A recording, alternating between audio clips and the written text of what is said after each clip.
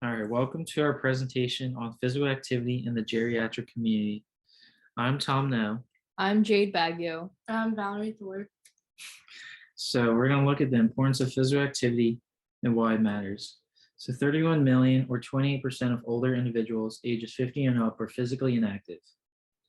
So any amount of physical activity is better than none.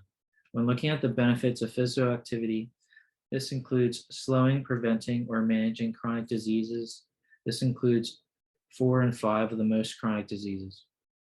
It also reduces the risk of premature death and also the risk of moderate to severe functional limitations, and it's better for your overall health in general. So looking at the importance of physical activity again, we're going to look at these two graphs. So on the left, you're looking at the prevalence of chronic diseases and obesity by age group. The blue shows that as you age, the risk of chronic disease increases as well. Then when you're looking at this graph on the right, it further supports this fact as well, but subdivides them into various health conditions. So in a recent study, it looks at the costs and mortality associated with physical inactivity. So when we're looking deep into that, 10% of deaths in adults ages 40 to 69 occur. 7.8% of deaths in adults occur in adults that are 70 and up, and 11% of those deaths total health expenditures or spending of about $117 billion annually. And when looking at non-institutionalized adults ages 50 and up, they spend about $860 billion annually on healthcare. This can be avoided, and that is why we are here today. Sarcopenia is defined as the loss of muscle mass due to natural aging. Symptoms include increased weakness, frailty, increased risk of osteoporosis, loss of mobility, which can lead to falls or fractures, and decreased functional independence. By 2030, this population will continue to grow and the rate of sarcopenia will increase as well. The graph on the right shows changes in muscle mass over time. On average, an individual will lose between 3 to 8% muscle mass each decade after 30 years old. And this decline is exponentially worse after 6 years old. After 80 years old, you lose 15% each decade. Although loss of muscle mass occurs regardless with age, we can slow this process down through a variety of ways.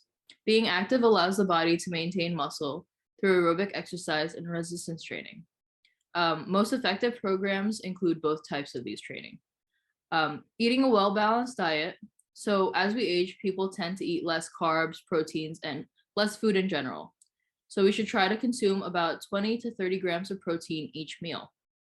Stress management, as excessive stress weakens the immune system and body overall. Learning how to manage stress can improve the ability to stay healthy.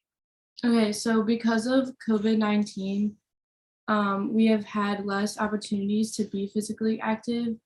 We are also more likely to be sedentary and self-isolate. Many of our favorite stores and leisure activities and gyms have closed.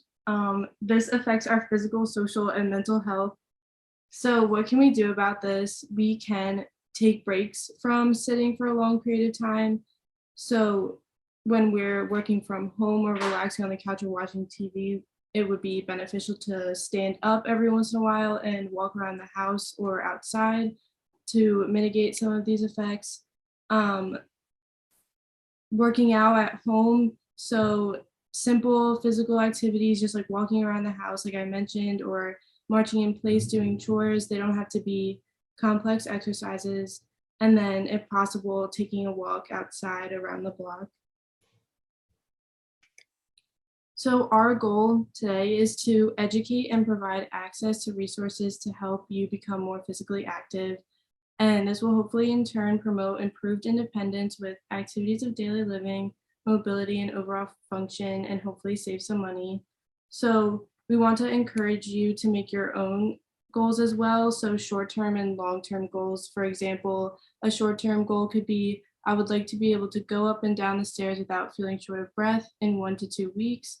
And the long-term example could be, I would like to be able to comfortably walk around my community without feeling short of breath in 1 month. And then it would be important to track your activities and your progress of your goals as well, which I'll talk about in the next slides. So this is one way or example to track your activities. So this one specifically for endurance activities like walking, running, treading water. So it gives you three options to write those down and how long you did them.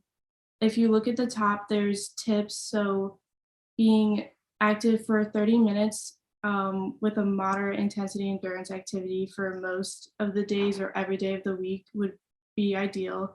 And then the tip is to be creative and try different types of challenging endurance activities.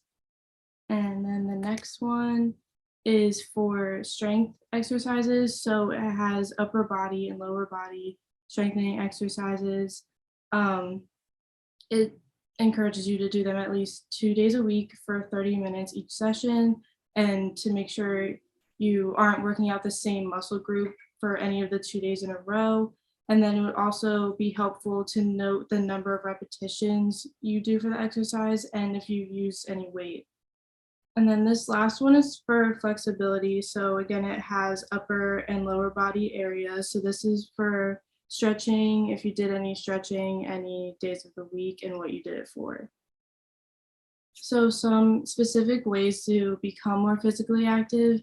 So CDC recommends adults to be active 150 minutes per week at a moderate to vigorous effort. So this is also 2 hours and 30 minutes, which is about the length of a movie. This can be spread out in smaller chunks throughout the week. So maybe like 30 minutes each of the 5 days. And then those 30 minutes can be further broken down into chunks like in 2 to 15-minute workouts multiple times throughout the day.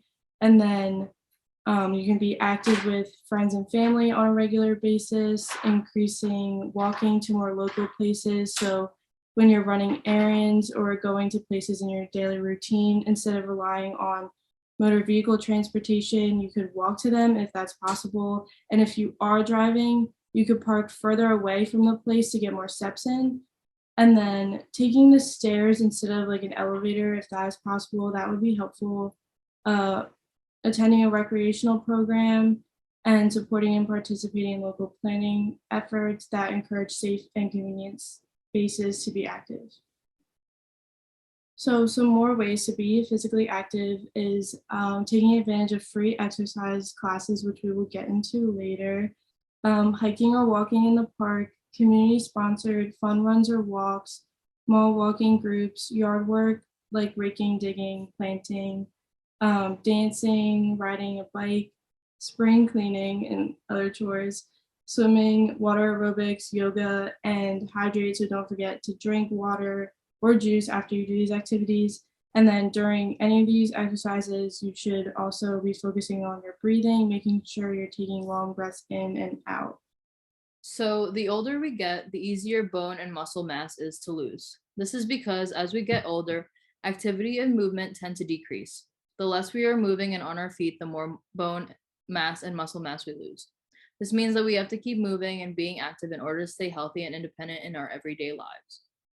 The study that's included on this slide includes participants that learned about the benefits of exercise, learned how to exercise properly, and actually did the exercise themselves. By the end of the study, the participants reported having better moods, feeling stronger, and overall being happier with life than the participants who did not learn about and do the exercising. We should exercise daily so that we can continue to do the things we love and continue moving independently throughout our lives. So the Chester Community Exercise Program is something that we have here at Widener. It encompasses a variety of exercises that address multiple muscle groups with a warm-up and cool-down, and includes breaks, of course. It's student run, it's free, it's fun, and you can stop whenever. You don't ever have to stay on. It's not like a super serious exercise class. And you can turn your camera on, you can turn your mic on, or you don't have to. It's up to you. You could do it with a friend, someone else in the room. But yeah, it's something that we do here at Widener, and we have more info on it coming up. So there are social benefits of exercising. And this is pertaining to the Chester Community Clinic exercise program that we have here. So what that program does is that you get to connect with a group of your peers and you get to exercise. And it's about 45 minutes long.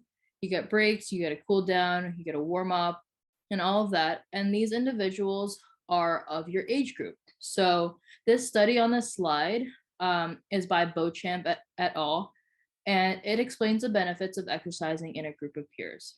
The participants explain that having the social aspect of their peers improve their exercising and help them feel not so lonely, which is something that the Chester Community Exercise Program can do for you. All right, so how can you join our exercise program?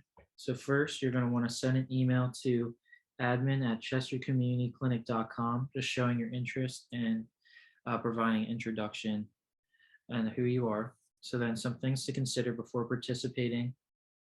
You need the ability to stand up and hold on to something while doing these exercises.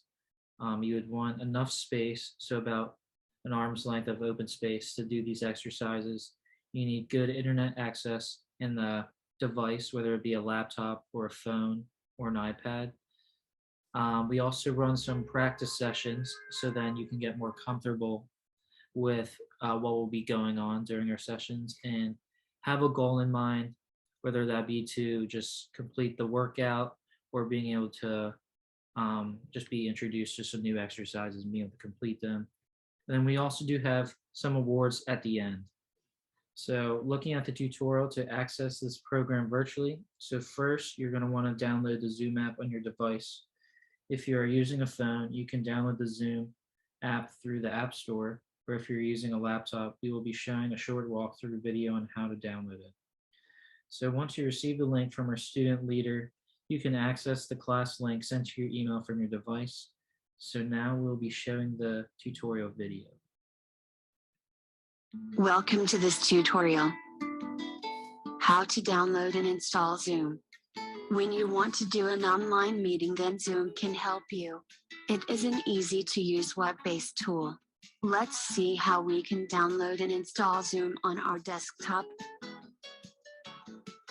Type zoom.us in your browser and press enter. Scroll down the page till bottom and click on download. Under Client for Meetings, click on the download button. Choose the location on your PC to save the Zoom installer file. Now, open your file's saved location and double-click on the Zoom installer setup file. This will install the Zoom app on your PC. Thank you for watching this video. So these are some resources provided by the National Institute of Aging. For more information on physical activity, and here are each of our email addresses along with the email addresses of all those groups. So if you have any questions about this presentation or connecting with the Chester Community Clinic or about downloading the Zoom app, you can send us an email. Our contact information is listed below here. All right, so we're going to take a quiz. If you click on the link, it'll take you to a Google form. You're going to fill out your name and then list 3 things that you've learned about exercising in this presentation.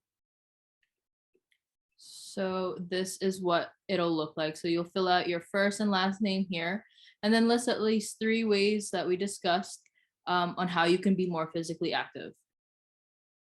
And these are the references that we used to compile this presentation.